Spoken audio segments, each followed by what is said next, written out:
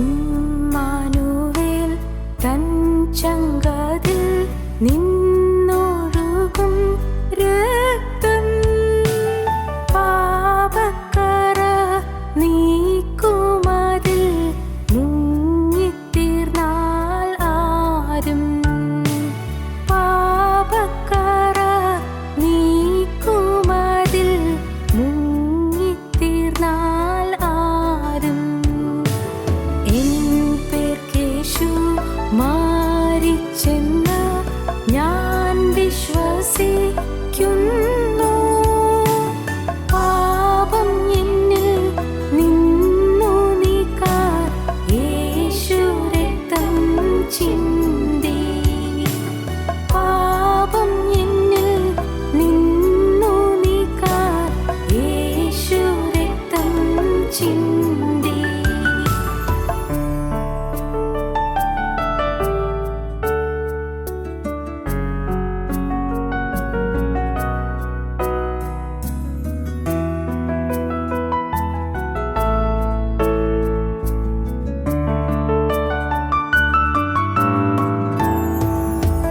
കള്ളൻ ക്രൂശിൻ ഊരവയിൽ കണ്ടു പാപ ശാന്തി. അവനെപ്പോൽ ഞാനും ദോഷി കണ്ടൻ പ്രതിശാന്തി. അവനെപ്പോൽ ഞാനും ദോഷി കണ്ടൻ പ്രതിശാന്തി. എൻ പേർക്കേശു മാരിച്ചെന്ന് ഞാൻ വിശ്വസിക്കുന്നു. പാപം എന്നിൽ നിന്നു നീക്കാൻ യേശു രക്തം ചിന്തി. പാപം എന്നിൽ നിന്നു നീക്കാൻ യേശു രക്തം ചിന്തി.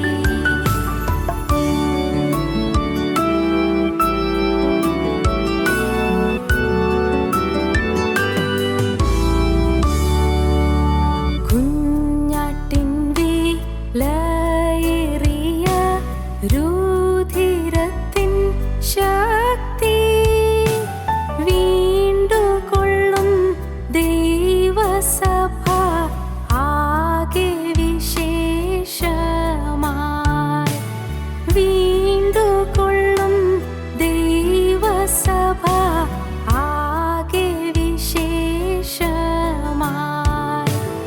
എൻ പേർക്കേശു മാരിച്ചെന്ന് ഞാൻ വിശ്വസിക്കുന്നു. പാപം എന്നിൽ നിന്നു നീക്കാൻ യേശു രക്തം ചിന്തി.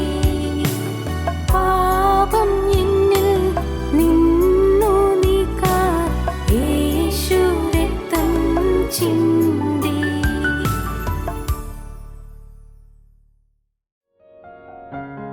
ഞങ്ങളോ ക്രൂശിക്കപ്പെട്ട ക്രിസ്തുവിനെ പ്രസംഗിക്കുന്നു. ദൈവത്തിന് സ്തോത്രം. ദൈവ തിരുനാമത്തിൻ്റെ മഹത്വം ഉണ്ടാകട്ടെ. വാഗ്ദത്തം എന്നുള്ളതാണ് നമ്മുടെ ചിന്താവിഷയം. ഒന്ന്, വാഗ്ദത്തം, നിത്യജീവൻ എന്ന വാഗ്ദത്തം, നിത്യജീവൻ. രണ്ട്, സ്വാതന്ത്ര്യം എന്ന വാഗ്ദത്തം, ആന്തരികമായും മാനസികമായും ആത്മീയമായും സ്വാതന്ത്ര്യം. മൂന്ന്, പരിശുദ്ധാത്മാവ് എന്ന സ്വാതന്ത്ര്യം, പരിശുദ്ധാത്മാവ്. നമുക്ക് പരിശുദ്ധാത്മാവിന് വാഗ്ദാനം ചെയ്തിരിക്കുന്നു. പരിശുദ്ധാത്മാവ് ലഭിക്കുമെന്നാണ് വാഗ്ദാനം, വാഗ്ദത്തമാണ്. നേടണം, നേടിയെടുക്കണം, വാഗ്ദത്തം പരിശുദ്ധാത്മാവ്. നാലാമത്തേത്, ദൈവത്തിൻ്റെ ദിവ്യ സ്വഭാവം വാഗ്ദത്തം ചെയ്തിരിക്കുന്നു. ദിവ്യ സ്വഭാവം വാഗ്ദത്തം ചെയ്തിരിക്കുന്നു. കർത്താവായ യേശുക്രിസ്തുവിൻ്റെ സ്വഭാവം നമുക്ക് ലഭിക്കുമെന്ന് വാഗ്ദത്തം തന്നിരിക്കുകയാണ്. വാഗ്ദത്തമുണ്ട്, നാം വാഗ്ദത്തം നേടിയെടുക്കണം. ദിവ്യ സ്വഭാവം, യേശുക്രിസ്തുവിൻ്റെ സ്വഭാവം നമുക്ക് പ്രാപിക്കാൻ സാധിക്കുക. അതൊരു അത്ഭുതകരമായ അനുഭവമാണ്. ദിവ്യ സ്വഭാവം നാം അതൊക്കെയാണ് വാഞ്ചിക്കേണ്ടത്. ചെറുതിൽ നിർത്തിയാൽ പോരാ. Expect high things from God. ദൈവത്തിൽ നിന്ന് വലിയ കാര്യങ്ങൾ നാം പ്രതീക്ഷിക്കണം. Pray for great things. നല്ല കാര്യങ്ങൾ, വൻ കാര്യങ്ങൾക്ക് വേണ്ടി നാം പ്രാർത്ഥിക്കുക. വെയിറ്റ് ഫോർ ഗ്രേറ്റ് തിങ്സ്, നല്ല കാര്യങ്ങൾക്ക് വേണ്ടി നാം കാത്തിരിക്കുക. And pray and pray and pray evermore, വീണ്ടും വീണ്ടും വീണ്ടും വീണ്ടും പ്രാർത്ഥിക്കുക. എന്തിന്? ഗ്രേറ്റ് തിങ്സ്, വൻ കാര്യങ്ങൾ ലഭിക്കാൻ പ്രാർത്ഥിക്കുക. വാഗ്ദത്തമുണ്ട്, തരാമെന്ന് പറഞ്ഞിട്ടുണ്ട്. പറഞ്ഞ കർത്താവ് വാഗ്ദത്തങ്ങളിൽ വിശ്വസ്തനാണ്, വാക്കുമാറില്ല, ഉറപ്പാണ്. അക്കാര്യങ്ങൾ ആദ്യം നിങ്ങൾ വിശ്വസിക്കണം. ഇത് കർത്താവ് തന്ന വാഗ്ദത്തമാണെങ്കിൽ അത് നടക്കും നിശ്ചയം. ഞാൻ എന്നെ തന്നെ ഒരുക്കി കൈ നീട്ടിയാൽ മതി, തരും, ഉറപ്പാണ്. തരാൻ കർത്താവ് എൻ്റെ നേരെ അത് നീട്ടിയിട്ടുണ്ട്, ഞാനത് കൈ നീട്ടി വാങ്ങണം. അല്ലെങ്കിൽ എനിക്ക് പ്രയോജനമില്ല. എനിക്ക് എന്തെല്ലാം ഉണ്ടെന്ന് വാഗ്ദത്തം ഉണ്ടെന്ന് പറഞ്ഞാൽ ഒരു പ്രയോജനമില്ല. വാഗ്ദത്തം നമുക്കുണ്ട്.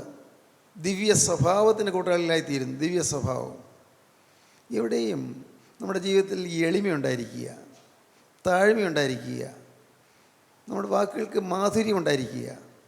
വാക്കുകൾക്ക് മാധുര്യം. എവിടെ പോയി കരുണയുണ്ടായിരിക്കുക. കരുണ. ഒരാളുടെ പ്രയാസം കാണുമ്പോൾ ഉള്ളിങ്ങനെ കിടുങ്ങുക, ഉള്ളു വേദനിക്കുക. വേറെ ആളുടെ പ്രയാസം കാണുമ്പോൾ, ഒരുപക്ഷെ നമ്മുടെ സ്വന്തം ആരും അല്ലായിരിക്കും, രക്തബന്ധത്തിലുള്ള ആളായിരിക്കില്ല. പക്ഷേ ഒരാളുടെ വേദനയിൽ നമ്മുടെ ഉള്ളു പിടയണം.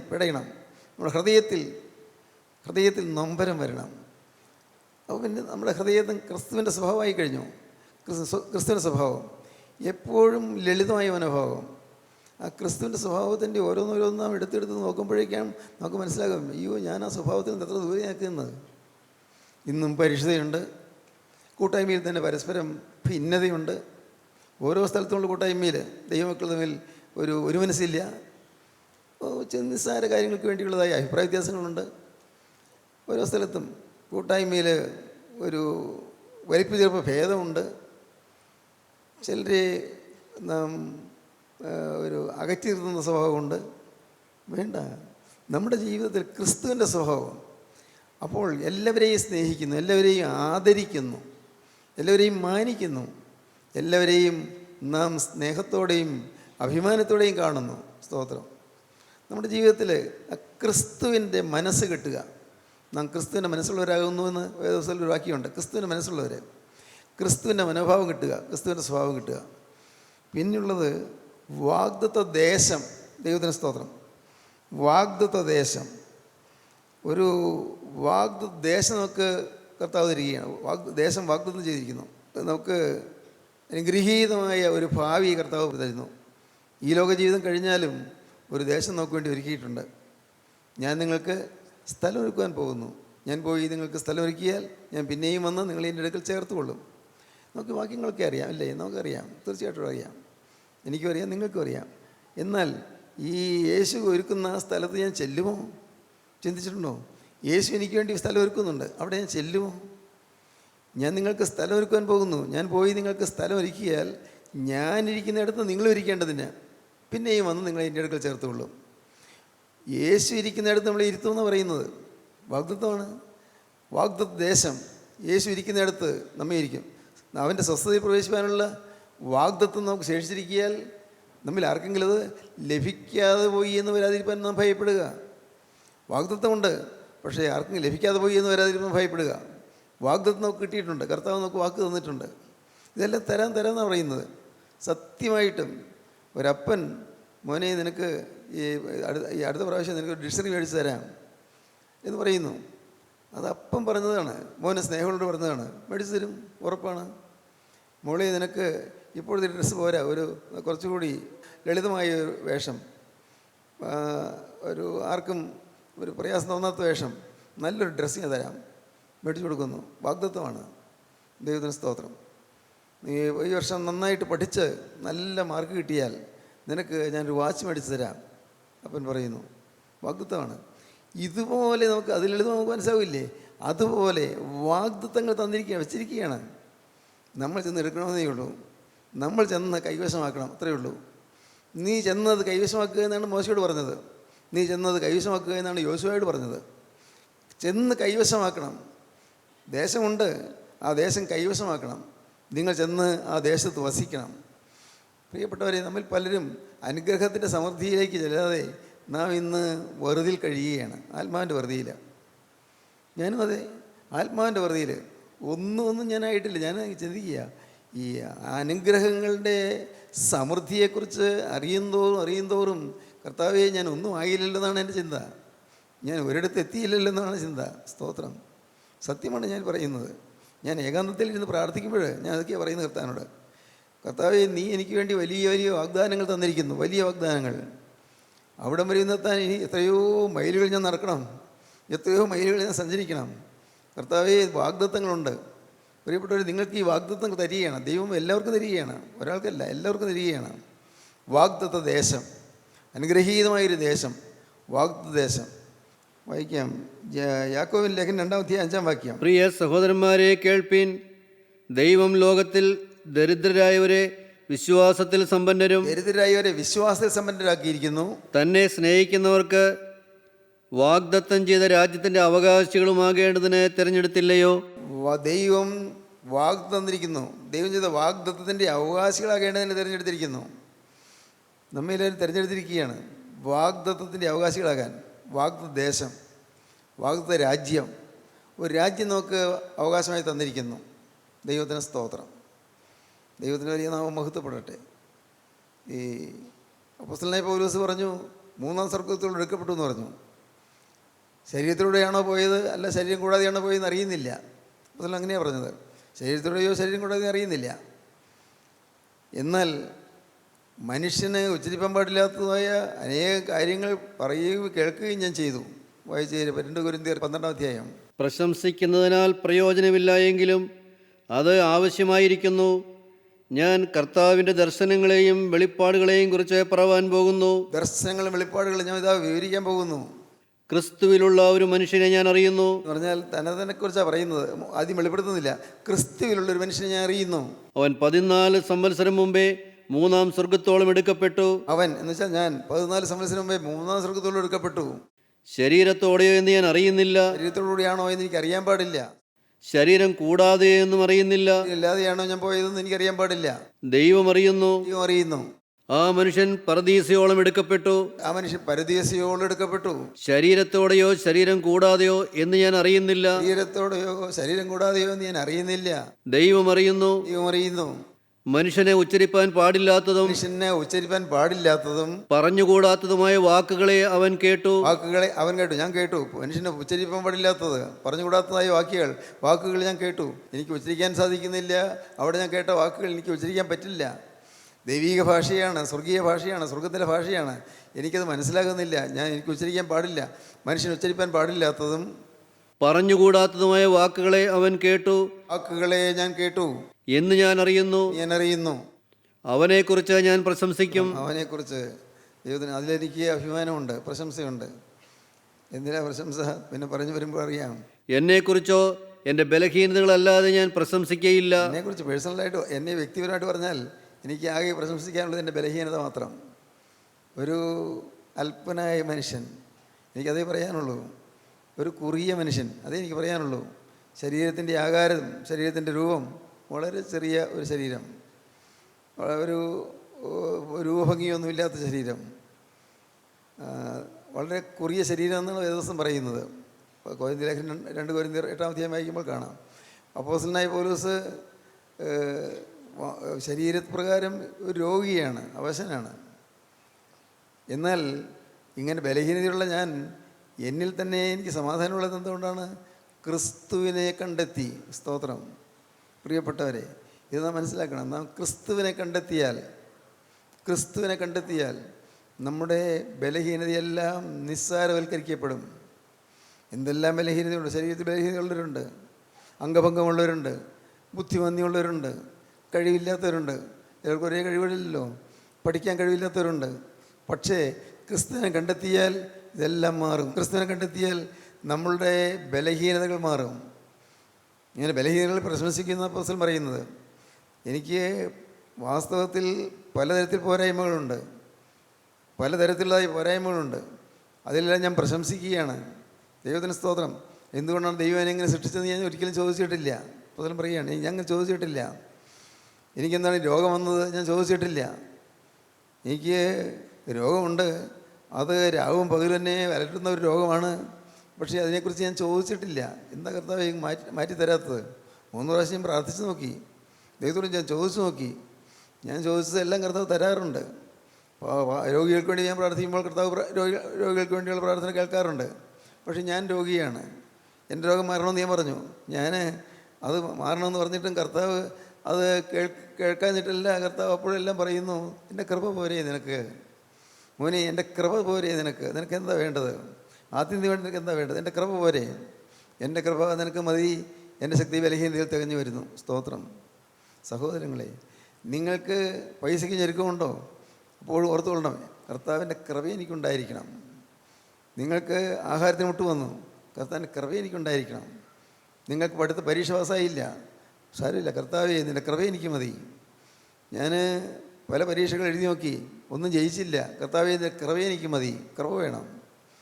എന്തെല്ലാം പരാജയമാണ്, എനിക്ക് രോഗമുണ്ട്, രോഗം മാറിയില്ലെങ്കിലും കർത്താവേ നിൻ്റെ കൃപ മാറരുത്, കൃപ മാറരുത്. സ്തോത്രം. പ്രിയപ്പെട്ടവരെ, അതൊരു മനോഹരമായ ചിന്തയാണ്, ഞാൻ ആസ്വദിക്കുന്ന ചിന്തയാണ്, ഞാൻ അനുഭവിക്കുന്ന ചിന്തയാണ്. കർത്താവേ നിൻ്റെ കൃപ മാറരുത്.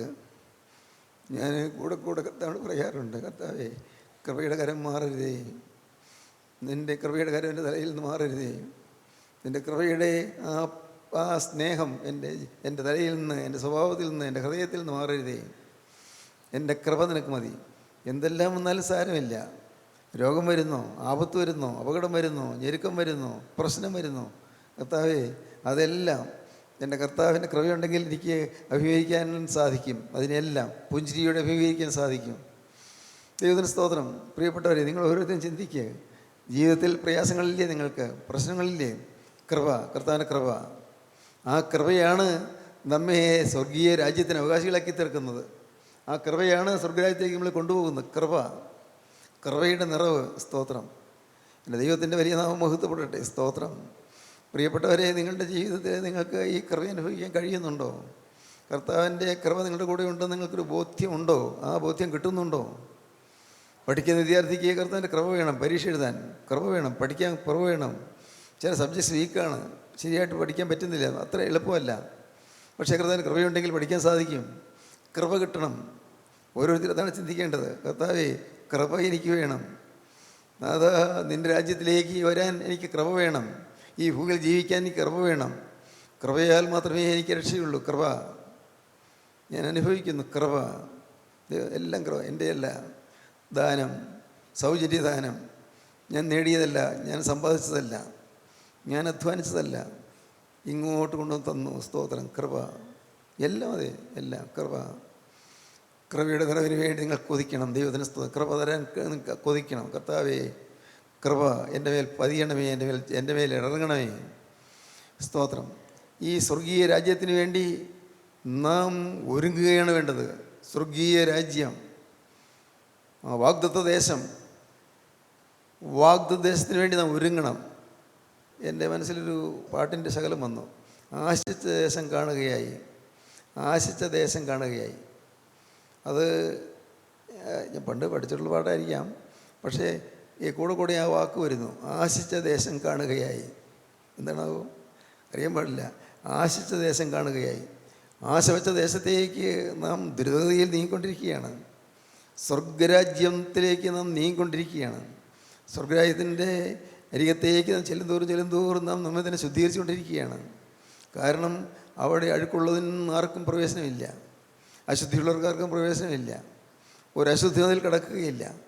ദൈവത്തിന് സ്തോത്രം. ആ സ്ഥലത്തേക്ക് ഒരു അശുദ്ധിന് കടന്നില്ല, സാധ്യമല്ല. കർത്താവായ യേശുക്രിസ്തുവിൻ്റെ രക്തത്തിൻ്റെ മുദ്രയില്ലാതെ ആർക്കും പ്രവേശിക്കാൻ സാധ്യമല്ല. ദൈവത്തിന് സ്തോത്രം. യേശുക്രിസ്തുവിൻ്റെ തിരക്തത്തിൻ്റെ മുദ്ര വേണം, ആ തിരക്തത്തിൻ്റെ അടയാളം വേണം. ആ അടയാളം ഈ ഭൂമിയിൽ സമ്പാദിച്ചില്ലെങ്കിൽ നമ്മുടെ ജീവിതം ശൂന്യമാണ്. എന്തെല്ലാം നേടിയാൽ എന്താണ്? ഭാര്യയുണ്ട്, ഭർത്താവുണ്ട്, മക്കളുണ്ട്, വീടുണ്ട്, സൗകര്യങ്ങളുണ്ട്, എല്ലാം ഉണ്ട്. പക്ഷേ ക്രിസ്തുവിൻ്റെ രക്തത്താലുള്ള വീണ്ടെടുപ്പ് കിട്ടിയില്ലെങ്കിൽ എന്ത് ഫലം? എല്ലാം തീർന്നു പോകുമല്ലോ. ഇതൊക്കെ മാറാൻ എത്ര നേരം വേണം? ഇന്നുള്ള ഈ ആയുസ് തീരാൻ എത്ര നേരം വേണം?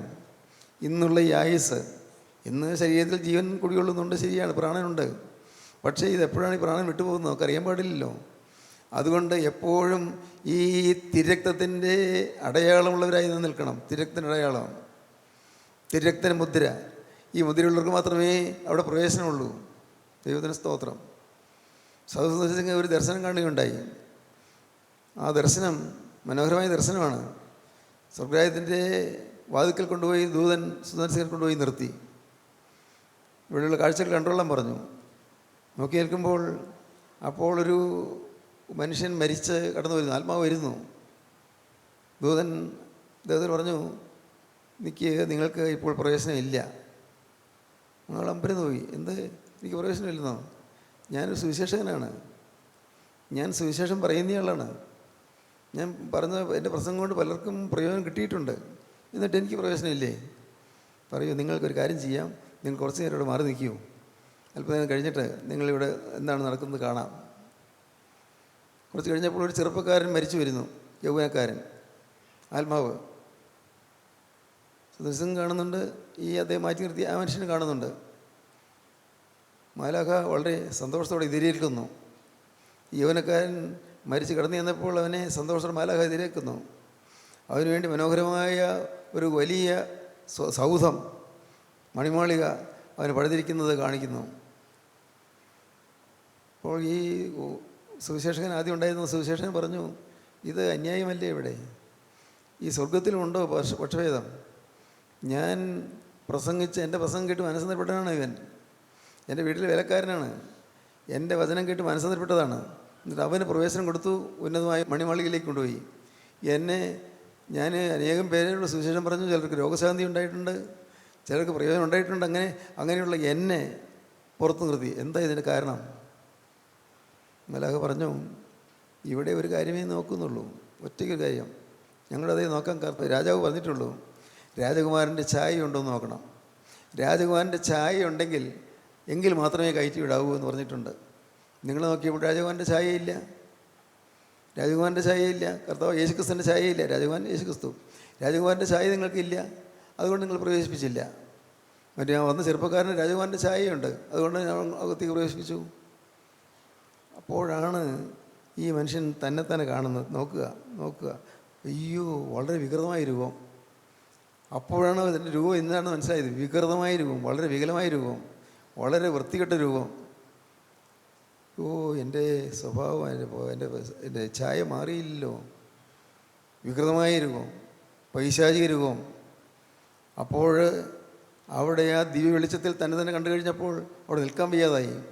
അവിടെ നിന്ന് ഒരു കല്ലെടുത്തെറിയുന്നത് പോലുള്ള വേഗത്തിൽ നരകത്തിൻ്റെ അഗാധതയിലേക്ക് പോകുന്നു, അവിടെ ഇരുട്ടിൽ മറയുന്നു. ഈ വികൃതമായ രൂപത്തോടുകൂടി വെളിച്ചത്തിൽ നിൽക്കാൻ വയ്യ, വികൃതമായ രൂപം. അതുകൊണ്ട് രൂപം കണ്ടിട്ട് ലജ്ജയോടെ അവിടെ എങ്ങനെയെങ്കിലും എവിടെയെങ്കിലും ഒളിച്ചാൽ മതി എന്നുള്ള രീതി ഭാവത്തോടെ ഒളിച്ചാൽ മതി, പോയി ഇരുട്ടിൽ മറിയുന്നു. സുദർശൻ കണ്ട ദർശനമാണ്. നമ്മുടെ ജീവിതത്തിൽ സ്വർഗ്ഗരാജ്യത്തിലേക്കുള്ള പ്രവേശനം നമുക്ക് വേണമെങ്കിൽ നമ്മെ ശുദ്ധീകരിക്കാൻ നാം വിട്ടുകൊടുക്കണം. ചെത്തി വെടിപ്പാക്കും, ചെത്താൻ വിട്ടുകൊടുക്കണം. പലപ്പോഴും ചെത്തുമ്പോൾ വേദനയുണ്ട്, ഇല്ലേ? ചെത്തുമ്പോൾ വേദനയുണ്ട്. ഈ ഉപയോഗപ്പെടണമെങ്കിൽ, ഫലം കഴിക്കണമെങ്കിൽ ചെത്തി വെടിപ്പാക്കണം, ശിഖരങ്ങൾ ചെത്തിക്കളയണം. ചിലപ്പോൾ ചില ചെടികളൊക്കെ ഉണങ്ങി നിൽക്കുന്നത് കണ്ടിട്ടില്ലേ? പിന്നീട് മഴക്കാലം വരുമ്പോഴേക്കും പെട്ടെന്ന് തടുത്ത് പൂത്ത് വരുന്നത് കാണാം. ദൈവത്തിന് സ്തോത്രം. ചെത്തി വെടിപ്പാക്കണം. ചെത്തുമ്പോൾ തീർച്ചയായിട്ടും വേദന ഉണ്ടാകും. എന്ന് പറഞ്ഞാൽ എന്താ അതിൻ്റെ അർത്ഥം? നമ്മുടെ തെറ്റുകൾ ചൂണ്ടിക്കാണിക്കുമ്പോൾ വേദന ഉണ്ടാകും, നമ്മുടെ പാപങ്ങൾ ചൂണ്ടിക്കാണിക്കുമ്പോൾ വേദന ഉണ്ടാകും, ഇന്ന തെറ്റ് മാറ്റണമെന്ന് പറയുമ്പോൾ വേദന ഉണ്ടാകും. വേദനയല്ല ഉണ്ടാകേണ്ടത്, അവിടെ വരേണ്ടത് വിനയമാണ്. വിനയം. മോനെ, നിനക്ക് ഇന്ന തെറ്റുണ്ട്, അത് നീ മാറ്റണം എന്ന് പറയുമ്പോൾ വിനയമാണ് ഉണ്ടാകേണ്ടത്. വിനയം വന്നാൽ രക്ഷയായി. അതിനെക്കുറിച്ച് ന്യായീകരണം വന്നാലോ പ്രയോജനമില്ല. ന്യായീകരണം വരും. അതാണ് പലപ്പോഴും പറ്റാറുള്ളത്. ന്യായീകരണം വരും. കഴിഞ്ഞൊരവസരത്തിൽ ഞാനൊരു സ്ത്രീയോട് സംസാരിച്ചു. അത് ഭർത്താവിനോടുകൂടിയാണ് വന്നത്. സ്ത്രീയോട് സംസാരിച്ചു, തോന്നുന്നുണ്ടെന്ന് എനിക്കറിയാൻ പാടില്ല. സംസാരിച്ചു. ആ സ്ത്രീ എന്തിന് ന്യായീകരണം പറയുന്നത്? ന്യായീകരണം. വളരെ എനിക്ക് അത്ഭുതം തോന്നി. ഇത്രയും നാൾ കൂട്ടായ്മയിലൊന്നും ഒരാൾക്ക് ഇങ്ങനെ പറയാൻ പറ്റുന്നു. എന്ത് തെറ്റ് ചൂണ്ടിക്കാണിച്ചാലും ന്യായീകരണമുണ്ട്. നേരെ മറിച്ച് ന്യായീകരണം കൂടാതെ, യാതൊരു ന്യായീകരണവും പറയാതെ, ഇതാ കർത്താവേ, ഞാൻ പാപിയായ മനുഷ്യൻ, ഇതാ ഞാൻ പാപിയായ സ്ത്രീ, കർത്താവേ, അവിടുത്തെ പരിശുദ്ധാത്മാവ് കൽപ്പിച്ചതൊക്കെ സത്യം സത്യം സത്യം, ഇങ്ങനെ പറയാൻ സാധിച്ചാൽ രക്ഷയായി. പക്ഷേ പലപ്പോഴും സാധിക്കുന്നില്ല. ന്യായീകരണം കൂടാതെ വചനം കൈക്കൊള്ളാൻ സാധിക്കണം. ന്യായീകരണം കൂടാതെ വചനം കൈക്കൊണ്ടാൽ മാത്രമേ ദൈവരാജ്യത്തിലേക്ക് പ്രവേശനം ഉണ്ടാകുകയുള്ളൂ. വചനം കൈക്കൊള്ളണം. വചനം ആത്മാവാകുന്നു. ആത്മാവാകുന്ന വചനത്തെ സ്വീകരിക്കണം. ദൈവത്തിന് സ്തോത്രം. ദൈവത്തിന് വലിയ നാമം മഹത്വപ്പെടട്ടെ. എളിമയുള്ളവർ മാത്രമേ ദൈവരാജ്യത്തിൽ ചെല്ലുകയുള്ളൂ. വചനം കേട്ട് തന്നെ എളിമപ്പെടുത്തി സ്വീകരിക്കാൻ സാധിക്കുന്നവർ മാത്രമേ ദൈവരാജ്യത്തിൽ ചെല്ലുകയുള്ളൂ. ഞാൻ വിനയത്തോടെ പറയുകയാണ്, അനേകർക്കും അഹങ്കാരമാണ്. നിങ്ങളെ ആരെക്കുറിച്ചും അല്ല പറയുന്നു, പക്ഷേ പലരും അഹങ്കാരമാണ്. അവരവരുടെ സ്ഥാനത്തെക്കുറിച്ചുള്ള അഹങ്കാരം, അവരുടെ പദവിയെക്കുറിച്ചുള്ള അഹങ്കാരം, ജോലിയെക്കുറിച്ചുള്ള അഭിമാനം, അഹങ്കാരം, പണത്തെക്കുറിച്ചുള്ള അഹങ്കാരം. ഈ അഹങ്കാരമുള്ളവർക്ക് കർത്താവിനെ കിട്ടുകയില്ല. അഹങ്കാരം, എനിക്ക് ഇന്നതുണ്ട് എന്നുള്ള അഹങ്കാരം, എനിക്ക് ഇന്ന മേന്മകളുണ്ടെന്നുള്ള അഹങ്കാരം എല്ലാം തെറ്റാണ്. കർത്താവേ ഞാൻ നിസ്സാരൻ, സ്തോത്രം. കർത്താവേ ഞാൻ നിസ്സാരൻ, ഞാൻ ഒന്നുമില്ലാത്തവൻ, എനിക്ക് ആകെയുള്ളത് നീ മാത്രമാണ്. നീ ഉണ്ടെങ്കിൽ ഞാൻ ഉള്ളൂ, സ്തോത്രം. നീ ഇല്ലെങ്കിൽ ഞാൻ വെറും പൂജ്യമാണ് കർത്താവേ. ഇങ്ങനെ നാം താഴ്ത്താൻ തുടങ്ങുമ്പോൾ നമുക്ക് അനുഗ്രഹം സമൃദ്ധിയായിട്ട് കിട്ടും. ഒന്നിലും അഹങ്കരിക്കരുത്, ഒന്നിലും നാം നിഗളിച്ചു പോകരുത്. ഒന്നിലും പണത്തിൽ നിഗളിക്കരുത്, ജോലിയിൽ നിഗളിക്കരുത്, ശമ്പളത്തിൽ നിഗളിക്കരുത്, നിങ്ങളുടെ വരുമാനത്തിൽ നിഗളിക്കരുത്, നിങ്ങളുടെ ഭാര്യയിൽ നിഗളിക്കരുത്, ഭർത്താവിൽ നിഗളിക്കരുത്, മക്കളിൽ നിഗളിക്കരുത്. നിഗളം പാടില്ല. ഇല്ല എന്ന് പറഞ്ഞാലും ഓരോരുത്തരും ചിന്തിച്ചാൽ കാണാം, നിഗളമുണ്ട്, സ്തോത്രം. നിഗളം, ഈ നിഗളം മാറ്റണം, അഹങ്കാരം മാറ്റണം. അഹങ്കാരം മാറിയാൽ, എളിമ വന്നാൽ നമുക്ക് ജയിക്കാം. വിനയം വന്നാൽ ജയിക്കാം. ക്രിസ്തുവിൻ്റെ സ്വഭാവം വിനയം, ക്രിസ്തുവിൻ്റെ സ്വഭാവം എളിമ. ദൈവത്തിന് സ്തോത്രം, കർത്താവിന് സ്തോത്രം. ഈ ഒരു പുതിയ അനുഭവത്തിലേക്ക് നിങ്ങളൊന്ന് ദൈവരാജ്യത്തിൻ്റെ അവകാശികളായി തീരാൻ കർത്താവ് ആഗ്രഹിക്കുന്നു. ദൈവരാജ്യം വാഗ്ദത്തം ചെയ്തിരിക്കുന്ന ദൈവരാജ്യം, വാഗ്ദത്തം ചെയ്തിരിക്കുന്ന ദേശം വാഗ്ദത്തം ചെയ്തിരിക്കുന്നു. ഈ വാഗ്ദത്തങ്ങൾ നമുക്കുള്ളത് കൊണ്ട് അത് ലഭിക്കാതെ വരാതിരിക്കാൻ നാം ഭയപ്പെടുക. വാഗ്ദത്തം കൊണ്ട് പക്ഷേ ലഭിക്കാതെ വരാതിരിക്കാൻ വന്നുപോയോ ഭയപ്പെടണം. അതുകൊണ്ട് ഒരുക്കത്തോടെ ഇരിക്കുക, വിശുദ്ധീകരണം പ്രാപിക്കുക, രൂപാന്തരം പ്രാപിക്കുക, അതിനുവേണ്ടി കൊതിക്കുക, ഒരു വിശുദ്ധനാകാൻ തീരുമാനിക്കുക, അങ്ങനെ പുതിയ ജീവിതം തുടങ്ങുക. ദൈവനാമം മഹത്വപ്പെടട്ടെ. ദൈവത്തിന് സ്തോത്രം. നമുക്ക് പ്രാർത്ഥിക്കാം. കാരുണ്യവാനേ, മഹാപരിശുദ്ധനായ ഞങ്ങളുടെ സ്വർഗീയ പിതാവേ, ഈ നല്ല ദിവസത്തിനായി ഞങ്ങൾ നിന്നെ സ്തുതിക്കുന്നു. നിൻ്റെ മക്കളെ അനുഗ്രഹിക്കണമേ കർത്താവേ. ഓരോ തരത്തിലുള്ളതായ പ്രയാസങ്ങളോടും ഭാരങ്ങളോടും വന്നിരിക്കുന്നുണ്ടല്ലോ കർത്താവേ. ദൂരയാത്ര ചെയ്തും ക്ലേശിച്ച് വന്നവരുണ്ടല്ലോ. നിൻ്റെ മക്കളെ അനുഗ്രഹിക്കണമേ കർത്താവേ. നിൻ്റെ മക്കളെ തഴുകണമേ. നിൻ്റെ മക്കളുടെ ഭാരങ്ങൾ മാറ്റിക്കൊടുക്കണമേ കർത്താവേ. രോഗങ്ങൾ മാറ്റിക്കൊടുക്കണമേ, പ്രയാസങ്ങൾ മാറ്റിക്കൊടുക്കണമേ, കുടുംബത്തിലെ ഛിദ്രങ്ങൾ മാറ്റിക്കൊടുക്കണമേ, സമാധാനം കൊടുക്കണമേ, എല്ലാവരെയും അനുഗ്രഹിക്കണമേ, ആവശ്യങ്ങൾ നിറവേറ്റി കൊടുക്കണമേ. ഒറ്റപ്പെട്ടവരായിരിക്കുന്നവർക്ക് സമാധാനവും ശാന്തിയും നൽകി അനുഗ്രഹിക്കണമേ. എല്ലാവരെയും നന്മകളാൽ നിറയ്ക്കണമേ. എൻ്റെ കർത്താവിൻ്റെ രണ്ടാമത്തെ വരവിൽ പറന്നു വരുവാൻ എല്ലാവരെയും യോഗ്യരാക്കി തീർക്കണമേ. യേശു ക്രിസ്തുവിൻ്റെ ജയകരമായ നാമത്തിൽ പ്രാർത്ഥിക്കുന്നവരോട് കേൾക്കണമേ. ആമീൻ. ഹല്ലേലൂയ.